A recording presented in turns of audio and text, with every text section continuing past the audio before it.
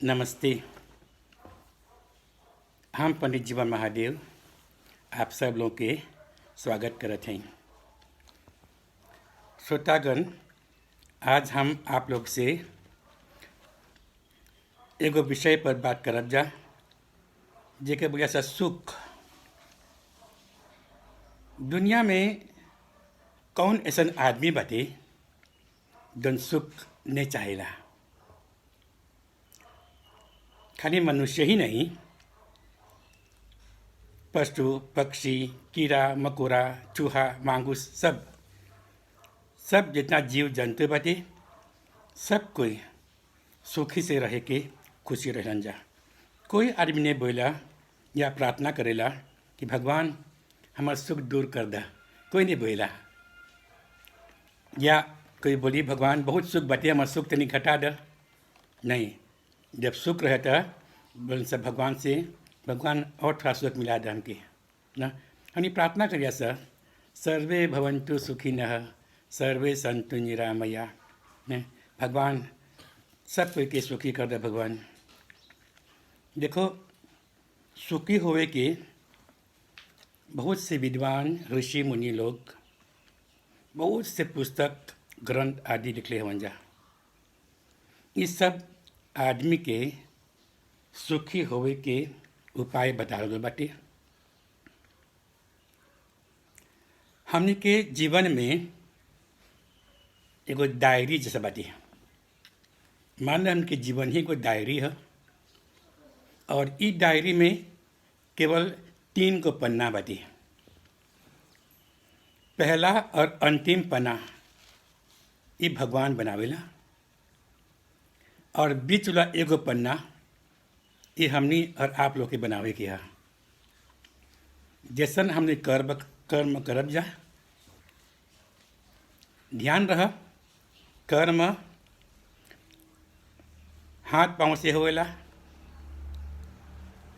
हमनी के बोली से होवेला और हमके विचार से होवेला। ये सब कर्म में गिनल जाला और इनकर फल भी मिलेला। जहाँ पर ही हमने के कर्म इकट्ठा होला उस जगह के बोलल गए बाटे कर्माशय। हमने के कर्माशय हमने बनावेला है जा।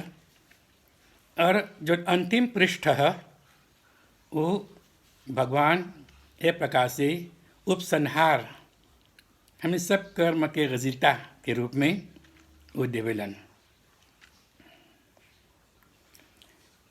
बहुत पढ़ लिख करके आदमी सुखी हो जाला।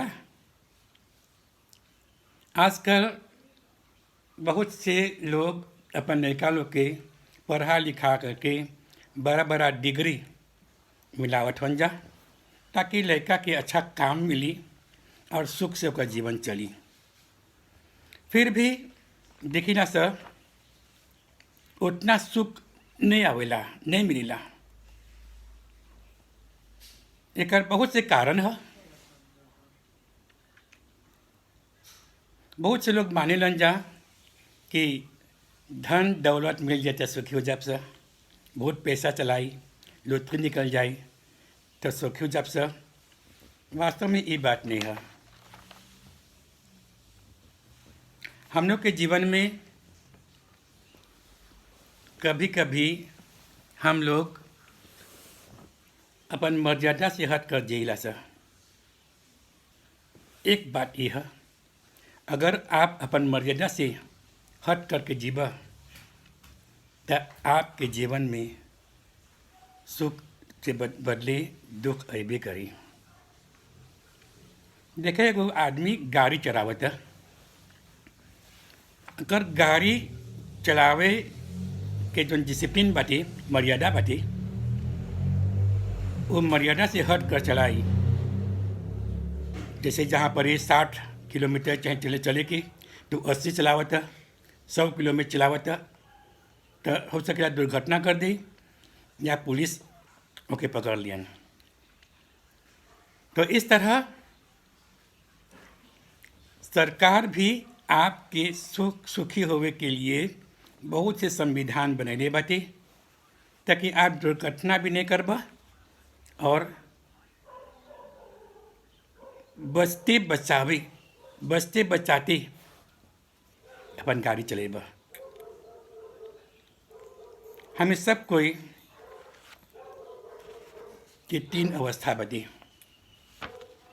पहला अवस्था बाल्यावस्था, फिर युवावस्था, फिर वृद्धावस्था।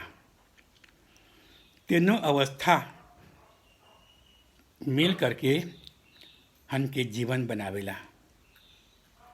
हमके जीवन में जन्म बटे, जन्म के बाद पढ़ाई लिखाई, काम, शादी ब्याह, फिर संतान होएला, माँ बाप बनिया स, फिर नाना नानी दादा दादी बनिला स, फिर बूढ़ा हो जिला स, और बूढ़ा के होने के बाद कभी बीमार होइला स और मृत्यु हो जाला।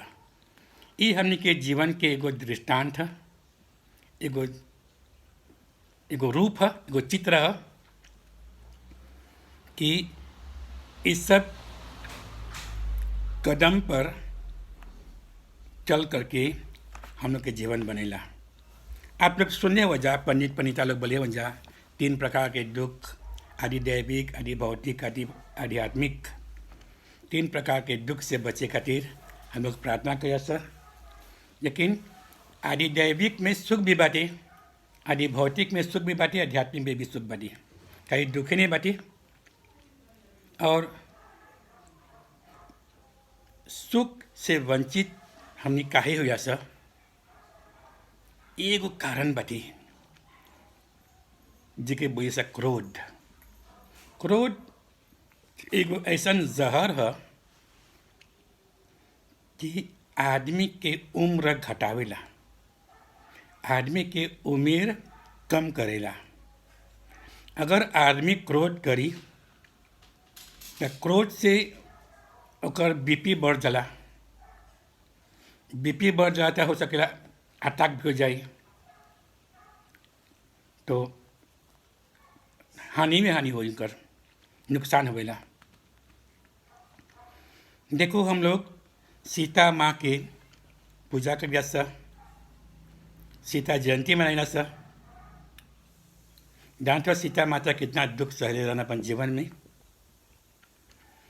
जब शादी होके आल तो उनकरा मंथरा और कैकेयी मिलल। मंथरा और कैकेयी से बच करके वन में गल। वन में गलन तो वहाँ पर शूर्पणखा के बाद रावण आके अपहरण कर लग उनकरा। रावण के हरण से बच करके जब अलन तो उनका अग्नि परीक्षा से गुजरे के पड़ल। फिर जब अयोध्या अलन तो धोबी के बाद से उनका फिर से वन में जाके पड़ल। तब हुआ पर जा कर के लव कुश के जन्म दिलन। कहने के तात्पर्य ये है श्रोतागण कि क्या राजा है क्या रंक हवा, सबके जीवन में दुख सुख आते रहेला, जैसे कि रात और दिन आवेला। महाकवि मैथिली शरण गुप्त लिखले हवन, संसार में किसका समय रहता है एक सा सदा, निशी दिवासी घूमती रहती विपदा संपदा। जैसे कि बतवन दुनिया में केकर दिन समय एक सा रहेला, हमेशा दिन और रात जैसे सुख दुख आते रहेला। फिर भी अगर आदमी क्रोध करे से बची तो हो सकेला दुख जाए नहीं, लेकिन दुख कम सकी होवे। श्रोतागण, अगर हम लोग अपन जीवन के एगो मर्यादा में रखब सा,